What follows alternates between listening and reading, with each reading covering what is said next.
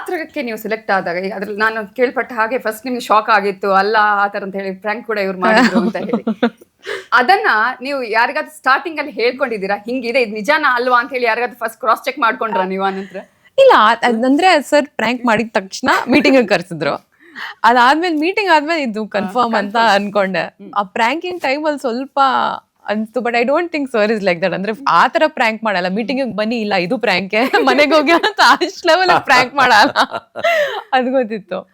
But ಯಾ ತುಂಬಾ ಖುಷಿ ಆಯ್ತು. ಕಾಂತಾರ ಆ ಮಟ್ಟದ ನಿರೀಕ್ಷೆ ಹುಟ್ಟಿಸಿತ್ತು. ಈ ನೆಕ್ಸ್ಟ್ ಲೆವೆಲ್ಗೆ ಇನ್ನೊಂದು ಸಿನಿಮಾಗೆ ನಾನು ನಾಯಕಿಂತ ಆದಂತಹ ಸಂದರ್ಭದಲ್ಲಿ ಏನಿತ್ತು ಮನಸ್ಸಲ್ಲಿ, ಏನು ಓಡ್ತಿತ್ತು? ಅಂದ್ರೆ ಯಾವ ರೀತಿ ರೆಡಿ ಆಗ್ಬೇಕಪ್ಪ, ಏನು ಆ ತರದ್ ಏನಾದ್ರು ಯೋಚನೆಗಳು ಬಂದಿತ್ತ? ಇಲ್ಲ, ಫಸ್ಟ್ ಸಿಕ್ಕಾಪಟ್ಟೆ ಖುಷಿ ಇತ್ತು. ಅಂದ್ರೆ ನಾನು ಫಸ್ಟ್ ಕಾಂತಾರನ ಒಬ್ಳು ಆಡಿಯನ್ಸ್ ಮೆಂಬರ್ ಆಗಿ ನೋಡಿದ್ದು, ಸಿಕ್ಕಾಪಟ್ಟೆ ಖುಷಿ ಆಯ್ತು ಆ ಸಿನಿಮಾ ನೋಡ್ಬೇಕಾದ್ರೆ. ಅಂಡ್ ಈ ಪ್ರಪಂಚದಲ್ಲಿ ನನ್ನನ್ನು ಸೇರಿಸಿದಾರೆ ಅಂತ ತುಂಬಾ ಖುಷಿ, ಹೆಮ್ಮೆ. ಬಟ್ ದೆನ್ ಆ ಸೆಲೆಕ್ಷನ್ ಆದ್ಮೇಲೆ ಅಯ್ಯೋ ಇದಕ್ಕೆ ಇದು ಜಸ್ಟಿಸ್ ಕೊಡ್ಬೇಕಲ್ಲ. ಅಂದ್ರೆ ಎಲ್ಲರೂ ಒಟ್ಟಿಗೆ ಬಂದು ಇನ್ನೊಂದು ಸಿನಿಮಾ ಮಾಡ್ತಾ ಇದ್ದಾರೆ, ಇದಕ್ಕೂ ನಾನು ಅಂದ್ರೆ ಈ ಪಾತ್ರಕ್ಕೆ ನಾನು ಜಸ್ಟಿಫೈ ಮಾಡಬೇಕು ಅಂತ ನಾನೊಂದು ಚಿಕ್ಕ ಪ್ರೆಷರ್ ತೊಗೊಂಡಿದ್ದೆ. ಬಟ್ ಸೂಪರ್ ವಿಷಯ ಏನಂದರೆ, ನಾವು ಶೂಟಿಂಗ್ ಸ್ಟಾರ್ಟ್ ಮಾಡಿದಾಗ ಅಥವಾ ವರ್ಕ್ಶಾಪ್ಸ್ ಮಾಡಿದಾಗ ಒಂದು 5-6 ದಿವಸ ವರ್ಕ್ಶಾಪ್ಸ್ ಮಾಡಿದ್ವಿ, ಆ ಬಾಡಿ ಲ್ಯಾಂಗ್ವೇಜ್ ಎಲ್ಲ ಸಿಗೋದಕ್ಕೆ, ಡೈಲೆಕ್ಟ್ ಎಲ್ಲ ಸ್ವಲ್ಪ ಅಭ್ಯಾಸ ಆಗಲಿಕ್ಕೆ. ಆ ವರ್ಕ್ಶಾಪ್ ಪೀರಿಯಡಲ್ಲೇ ಯಾರೂ ನನಗೆ ಆ ಪ್ರೆಷರ್ ಫೀಲ್ ಮಾಡಿಸ್ಲಿಲ್ಲ.